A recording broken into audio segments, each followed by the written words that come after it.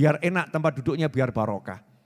Buka warung, kok warungnya kurang berkah, enggak pernah disolawatin. Diribahin iya, dinamimahin iya. Warungnya buat ngerumpi, warungnya buat jelek-jelekin orang, warungnya buat menyebutkan keburukan-keburukan orang. Ya jifah, aroma warungnya bangkai, busuk, bahkan lebih busuk daripada bangkai.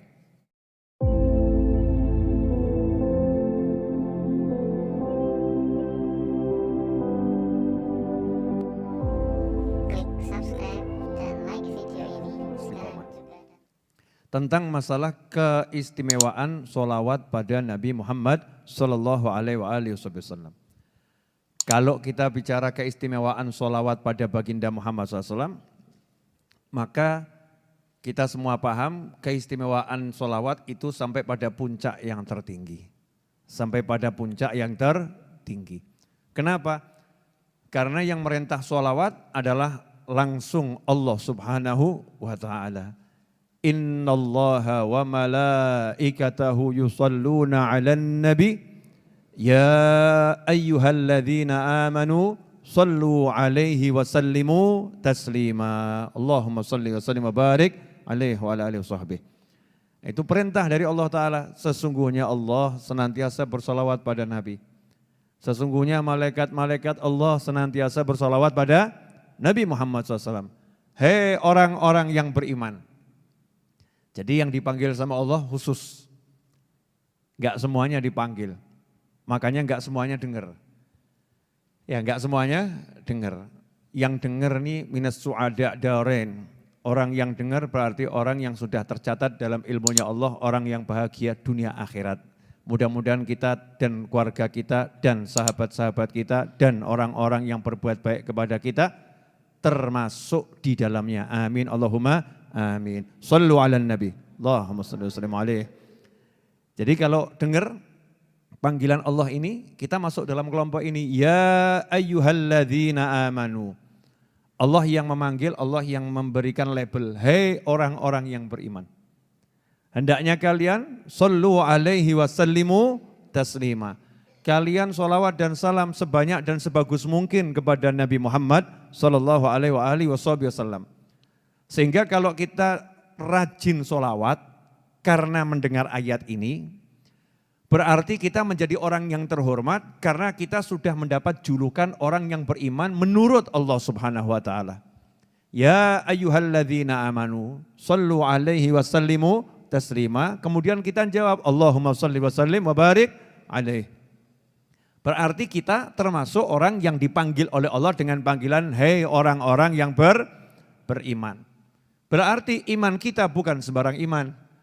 Karena itulah Al-Habib Ali bin Muhammad bin Husain Al-Habsyi dalam Maulid Simtud Durar menyatakan dengan lugas, ya, menyatakan dengan lugas min khawasil mu'minin. Hanya orang-orang mukmin khusus itu yang dia hatinya tergerak untuk sholawat kepada Nabi Muhammad Sallallahu Alaihi Wasallam.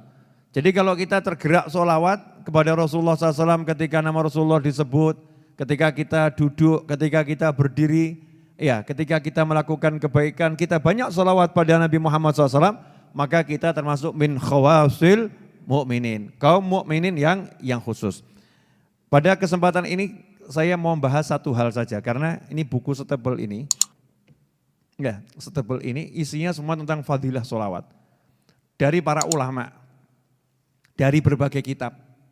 Bukan cuman omong kosong, bukan. Tapi omongannya ulama. Bukan omongannya orang yang duduk ngerumpi, bukan. Tapi omongannya ulama. Ucapan ulama itu sangat berarti. Akhir zaman ini kadang kita meremehkan ucapannya ulama.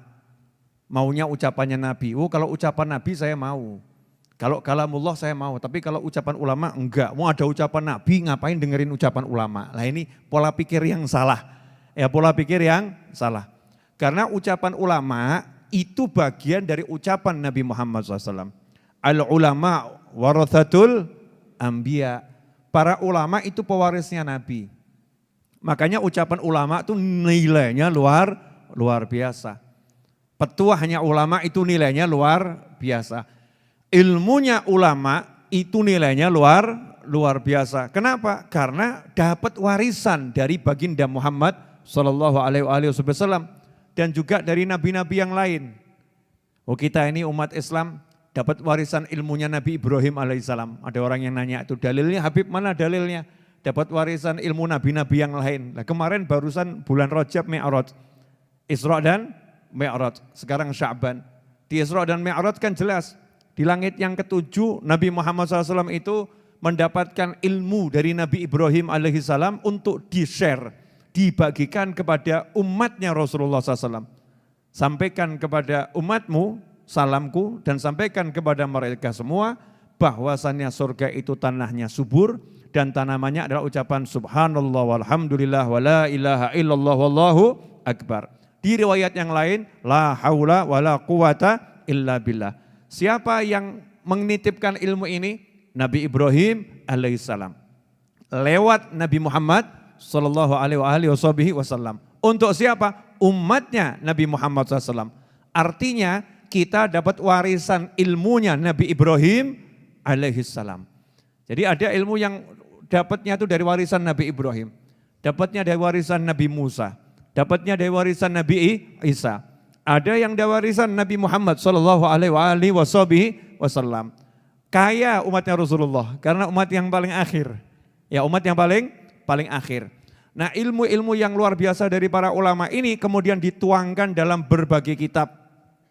Banyak kitab karya para ulama. Di antaranya para ulama mengarang kitab khusus tentang keutamaan sholawat pada baginda Muhammad sallallahu alaihi wasallam. Tapi malam hari ini kita bahas bab satu saja. Perkara duduk dan berdiri dengan sholawat. Ya, duduk dan berdiri dengan sholawat. Ini mudah, asal dibiasakan, dipraktekkan, mudah. Tapi manfaatnya luar biasa, luar biasa.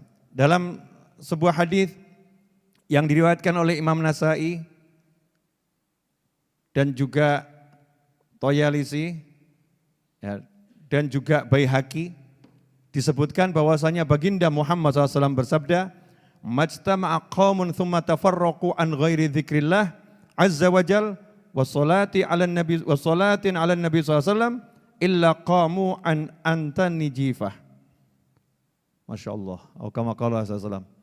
Tidaklah berkumpul sekelompok orang kemudian mereka berpisah tanpa berzikir kepada Allah Ta'ala, tanpa berzikir kepada Allah Azza wa Jal, dan tanpa bersolawat kepada Nabi Muhammad sallallahu alaihi wasallam, illa qamu, melainkan mereka itu berdiri meninggalkan majelisnya, tempat duduknya, antan min jifah, aromanya lebih busuk daripada bangkai. Naudzubillah min dzalik. Jadi kalau tadi kita duduk di warung, duduk di mall, ada restoran, kita duduk di rumah kita, di kursi-kursi kita, duduk di lantai-lantai, enggak ada zikirnya, enggak ada sholawatnya duduknya itu, maka aroma kita itu busuknya lebih daripada bangkai. Untung saja pakai masker semua ya. Ya, pakai masker. Tapi ini bukan masker ini. Kalau nggak bisa mencium aroma itu ya, memang hidung kita buntet secara ruhaniyah. Karena ruhani kita kotor hidungnya. Tapi orang-orang soleh, para wali Allah, hidungnya ini jernih. Maka kalau ada orang itu kurang zikir, kurang sholawat, aromanya antan min jifah, lebih busuk daripada bangkai. Cuman nggak bisa dimaskeri, kan repot juga ya. Repot nih orang-orang soleh kalau ketemu. Mudah-mudahan kita enggak seperti itu. Kalau kita seperti itu, terganggu tuh orang-orang soleh dengan aroma kita. Makanya diajarkan oleh para ulama, kalau kalian mau duduk, ya baca Bismillahirrahmanirrahim, Allahumma sholli wa sallim ala Sayyidina Muhammadin wa ala alihi wa sahbihi, atau Bismillahirrahmanirrahim, sallallahu ala Muhammad. Bismillahirrahmanirrahim, Allahumma sholli ala Sayyidina Muhammad. Pokoknya Bismillah sholawat. Bismillah, sholawat. Duduknya itu baca bismillah, baca sholawat. Sehingga kita belum duduk, sudah mengawalinya dengan bismillah yang membawa berkah dan sholawat yang membawa barokah luar biasa.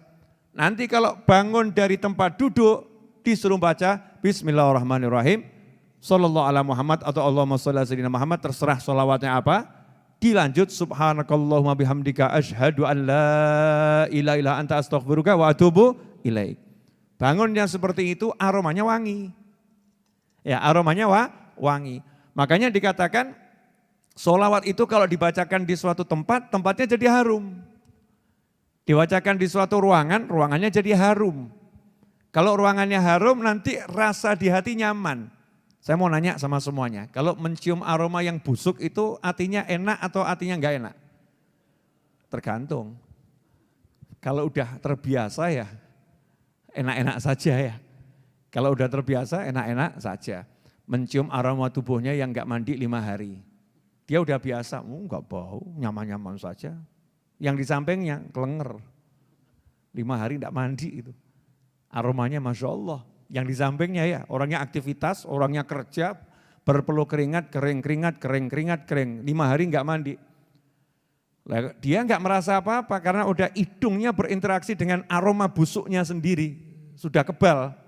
Tapi yang baru masuk, waduh, pingsan ini. Ini buat saya pingsan.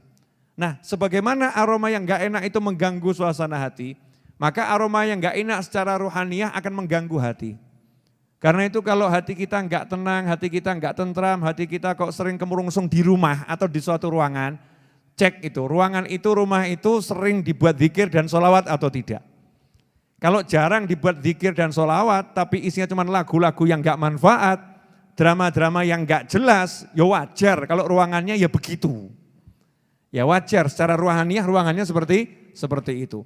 Karena itu kita harus membuat diri kita dimanapun berada, membuat ruangan itu jadi indah karena kehadiran kita.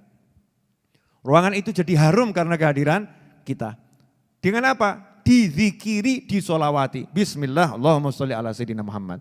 Gampang atau susah itu? Gampang ya. Prakteknya? Brok, selesai. Brok, halo, iya, halo, bisa. Duduk langsung telepon 2 jam bisa. Duduk langsung update status bisa. Selfie, jepret. Update status. Baru di kafe A, baru di restoran A. Cepret pemandangan indah, baru di tepi sungai, apa gitu ya, bisa. Tapi duduk kemudian langsung update status, sholawat dulu guys, enggak ada kita nih. Enggak ada, duduk sholawat dulu guys gitu. Sholawat dulu bro, enggak ada nih, duduk gitu enggak kita. Enggak mengajarkan pada diri kita dan orang lain seperti itu. Kita ini ya, jangan ngomong orang lain. Padahal mudah itu. Bangun dari duduk baca sholawat.